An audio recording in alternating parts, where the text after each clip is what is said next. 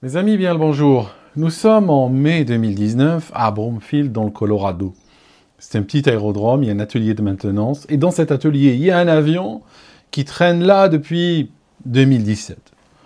Si vous visitez des aéroclubs, des aérodromes, des hangars d'aviation, vous allez toujours trouver, quelque part dans un coin, un avion ou un hélicoptère, moitié recouvert de bâches, moitié de poussière, moitié d'éjection de pigeons, qui attend depuis des semaines, des mois, des années.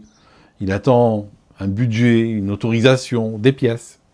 Et cet avion, nous parlons ici d'un Beechcraft 60, c'est un bimoteur qu'on appelle Duke, le Duke, qui a deux hélices entraînées par des Lycoming 6 cylindres.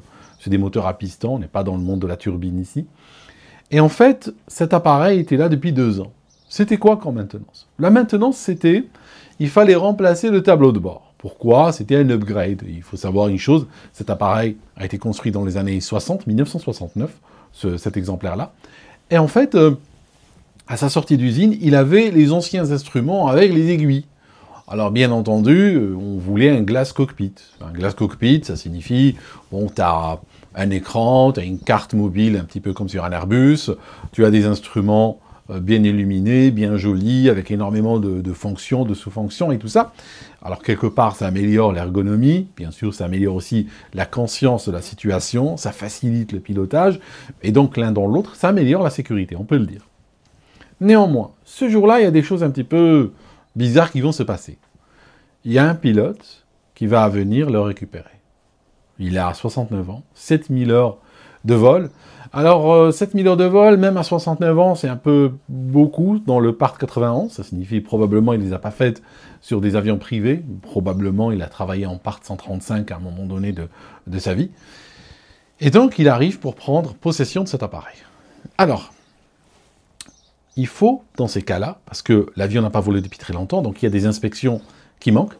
Il y a probablement ce qu'on appelle des AD obligatoires, ça signifie des directives de navigabilité obligatoires, ça signifie qu'ils vont imposer de modifier certains éléments, etc., qui sont passés. Hein. Donc on va dire, si on parlait en termes de logiciel, c'est plus un avion qui est à jour. Donc, pour pouvoir le piloter, parce que lui, il va le prendre de cet aéroport à un autre aéroport à peu près 20 minutes de là, eh bien, pour pouvoir faire ce vol, il faut une autorisation spéciale de la AFA. Alors, l'autorisation spéciale ressemble à ceci. Ça, c'est le formulaire qu'il avait rempli. Donc, on a ce formulaire qu'il remplit, expliquant ce qu'il demande, c'est quoi le but du vol et tout ça, et donnant certaines caractéristiques de l'avion. Et il obtient en retour ceci. Il obtient un certificat de navigabilité spécial, qu'on appelle des fois le Ferry Permit. Ça signifie que c'est un permis de ferry. C'est un permis qui lui permet de faire un seul vol d'un point A à un point B, 2 jours, en conditions de vol à vue, sans transporter de passagers, sans survoler de grandes agglomérations, et il est valable pour un seul vol. Ce permis il est délivré quand la FAA pense que l'avion est suffisamment sûr pour pouvoir faire ou réaliser ce vol, mais il n'est pas assez sûr pour être exploité normalement. Bien entendu, il manque encore quelque chose. Une fois que ce permis est obtenu, il faut ramener un inspecteur de la FAA pour qu'il valide l'avion. Celui-ci doit regarder la maintenance, regarder la documentation, vérifier l'avion avant de dire « Ok, je signe ce certificat spécial et maintenant on peut l'utiliser pour un vol. » Cette étape, eh bien, un autre pilote ne va pas la faire. Ce qu'il décide de faire, c'est partir, ni vu ni connu, fait ce vol de ferry.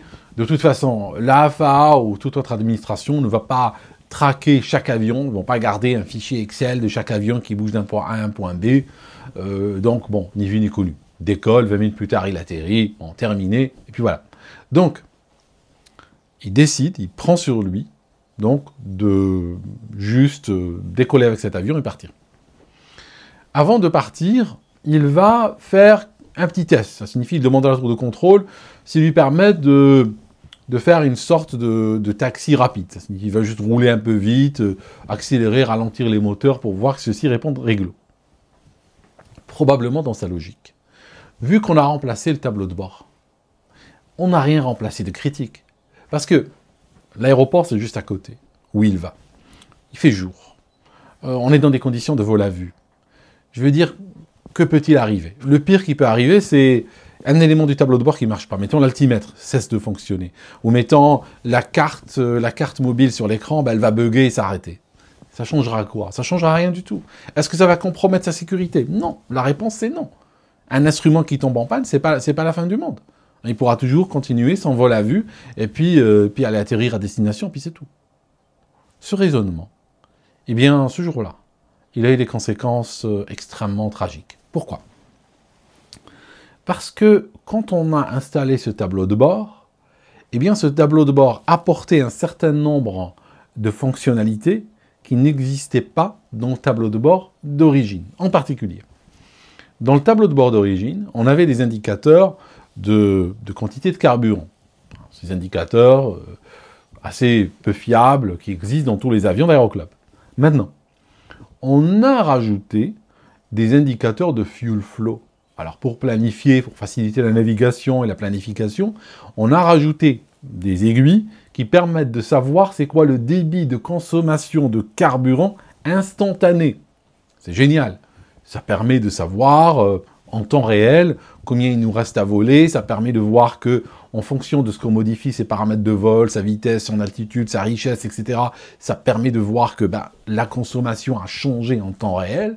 Donc, c'est un instrument extrêmement utile. Mais attention, il fonctionne comment? Alors, cet instrument fonctionne comme ceci. Bien sûr, sur le tableau de bord, c'est parce qu'il nous intéresse. Sur le tableau de bord, on a juste un retour de cet instrument. Mais l'information de consommation de carburant, elle vient d'où? Alors, elle vient comme ceci.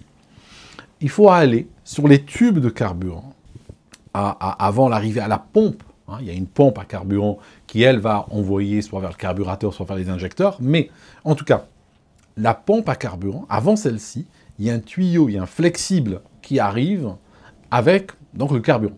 Donc, qu'est-ce qu'on fait? On le coupe et on place un transduceur. C'est quoi? C'est juste un petit appareil à travers lequel le carburant va passer. Et c'est cet appareil-là, ce petit appareil, c'est un capteur, et quand il y a un capteur électronique à l'intérieur, c'est celui-là qui va effectivement mesurer le débit de carburant. Donc, on coupe le tube, on place le transduceur, n'est-ce pas? On met des bagues, et puis après, les câbles électriques, on les fait circuler.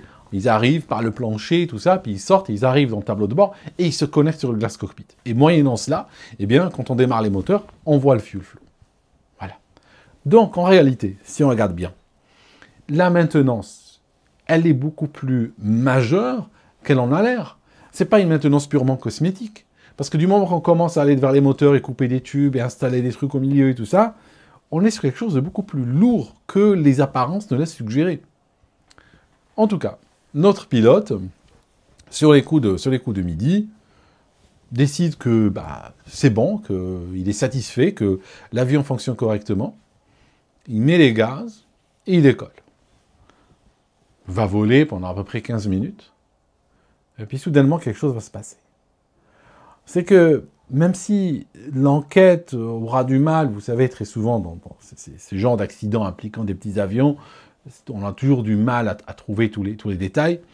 Mais en réalité, voici ce qui s'est passé. Au niveau du moteur droit, un des tubes qui allait au transduceur n'était pas convenablement fixé. C'est que probablement, la bague n'était pas assez serrée, ou il n'y avait pas de bague, ou ça a été fait à la boucherie, n'est-ce pas? Désolé pour les bouchers qui souvent font du bon travail. En tout cas, ça a été mal fait, et que s'est-il passé? Le carburant a commencé à sortir, donc le carburant n'a pas été définitivement coupé, donc le tube n'a pas été arraché, mais en tout cas, il a commencé à cracher du carburant, à faire sortir du carburant, et celui-ci est tombé sur une pièce qui est ultra chaude dans le moteur, c'est le turbo. Donc en fait, le carburant, et on est sur du carburant qui est comme du sans-plan, hein, c'est pas le jet A1 qui est des turbines, hein, qui est un petit peu comme du diesel. Le diesel, il a un petit peu du mal à s'enflammer. Hein. Si on prend, ne le tentez pas à la maison, mais si on prend un gobelet, il y a du diesel dedans, et quand on jette une allumette, elle tombe, elle fait chut, et elle s'éteint tout de suite. Hein. Il ne s'allume pas comme ça. Alors que si on prend du sans-plan de voiture ou l'Afgas 100, hein, celui de l'aviation, eh bien, quand on prend une allumette et on la rapproche du gobelet, on est à 10-15 cm et ça s'enflamme déjà. Pourquoi? Parce qu'il est très volatile, il y a les vapeurs, il y a des vapeurs qui flottent au-dessus donc, du liquide, et c'est les vapeurs qui s'enflamment avant même que l'allumette n'arrive à proprement parler vers le liquide. Donc c'est extrêmement inflammable comme substance, et vous imaginez quand ça commence à gicler sur un turbo qui est extrêmement chaud. Donc, alors qu'il est en train d'arriver vers sa destination, soudainement, il va commencer à dire à la radio qu'il a de la fumée, et puis il va atterrir en urgence. Donc, sur la fréquence, il y a un autre pilote qui lui répond, il dit « Je te vois, et effectivement, tu as le feu. Il y a le feu sur ton avion. » Donc lui, il va s'inscrire en vente arrière. Il dit « Bon, je vais m'inscrire en vente arrière, faire le circuit, aller atterrir. » Ce qui, dans le cas précis, était peut-être un peu trop optimiste. Parce que dans une situation pareille, si on a un avion comme celui-ci, avec un feu sur une aile, il n'y aura pas le temps d'aller faire une vente arrière et puis demi-tour atterrir.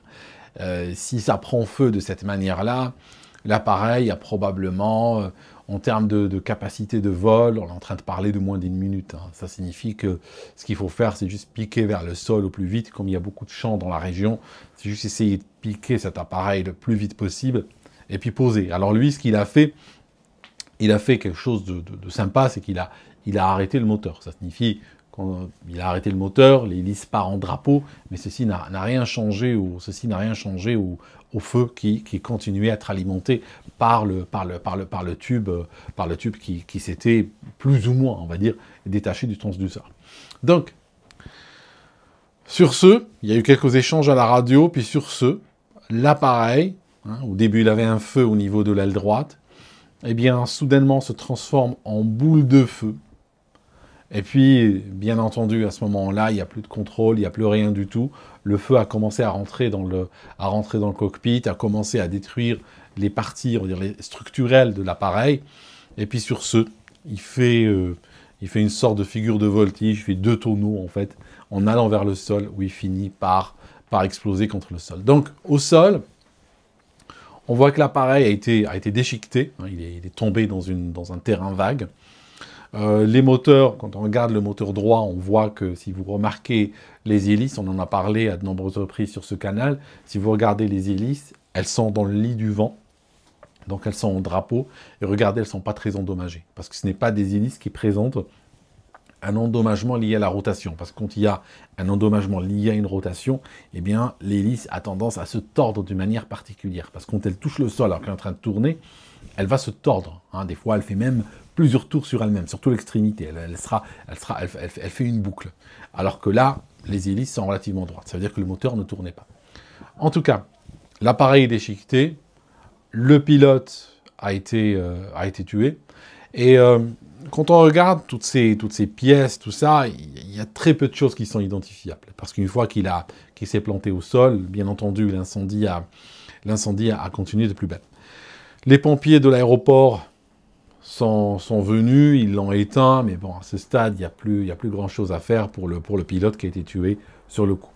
Donc voilà, c'était juste une petite histoire, peut-être plus courte que ce qu'on a l'habitude de voir sur le canal, mais la leçon est quand même énorme. Ça signifie que le pilote a pris sur lui d'embarquer dans un avion, comme l'a dit le gars de la AFA, quand il a été contacté par l'NTSB, il a dit « Je crains que le pilote n'ait embarqué dans un avion qui n'était pas en état de navigabilité et qu'il a fait exprès. » Parce que, voilà, il n'a pas respecté tous les contrôles qu'il fallait faire parce qu'il s'est dit « C'est juste un tableau de bord. » Mais finalement, le tableau de bord impliquait quand même des modifications très importantes sur le circuit de carburant et puis c'est ça qui a causé un incendie.